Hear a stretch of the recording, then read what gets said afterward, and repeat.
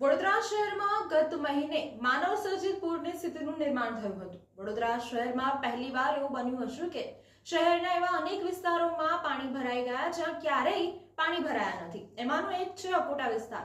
અકોટા વિસ્તારમાં એવા ઘણી સોસાયટીઓ છે જ્યાં પહેલીવાર પાણી ભરાઈ ગયા અને લોકોને લાખો રૂપિયાનું નુકસાન થયું છે। મુખ્યમંત્રી દ્વારા કેશડોલની સહાયની જાહેરાત કરવામાં આવી છે।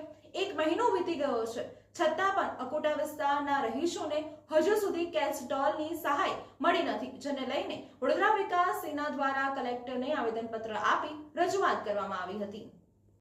વડોદરા શહેરમાં ગત મહિને આવેલા પૂરમાં અકોટા વિસ્તારમાં આવેલા સુબેદાર કમ્પાઉન્ડ, અકોટા પોલીસ લાઇનની સામે, મિર્ઝા કમ્પાઉન્ડ, હાઉસિંગ બોર્ડની પાછળ, અકોટા સંજયનગર, ધનટેકરી, સંત કબીરનગર, ઝુલતા પુલ વગેરે વિસ્તારોમાં પૂરના પાણી ફરી વળ્યા હતા, જેમાં સ્થાનિક લોકોને લાખો રૂપિયાનું નુકસાન થયું હતું, જેને લઈને ગુજરાતના મુખ્યમંત્રીએ કેશડોલ અંગે જાહેરાત કરવામાં આવી હતી, પરંતુ હજુ સુધી આ લોકોને કેશડોલની સહાય આપવામાં આવી નથી, જેને લઈને આજે વડોદરા વિકાસ સેના દ્વારા જિલ્લા કલેક્ટરને આવેદનપત્ર આપી રજૂઆત કરવામાં આવી હતી કે આ વિસ્તારના લોકોને તાત્કાલિક ધોરણે કેશડોલ તથા પૂર સહાયના નાણાં ચૂકવવામાં આવે, જે તેમનો હક છે એની તાત્કાલિક ધોરણે ચૂકવણી કરવામાં આવે તેવી રજૂઆત કરવામાં આવી હતી।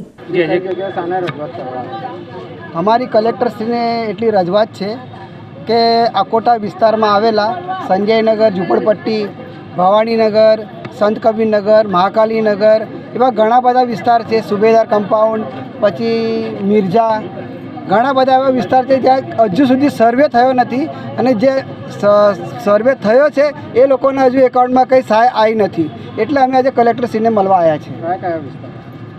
કયા વિસ્તારમાં સંજયનગરમાં નથી મળ્યા, સંત કબીરમાં નથી મળ્યા, પછી જય ભવાનીનગરમાં નથી મળ્યા, સુબેદાર કમ્પાઉન્ડમાં નહીં, કલાલી ઉડા એમાં બી નહીં,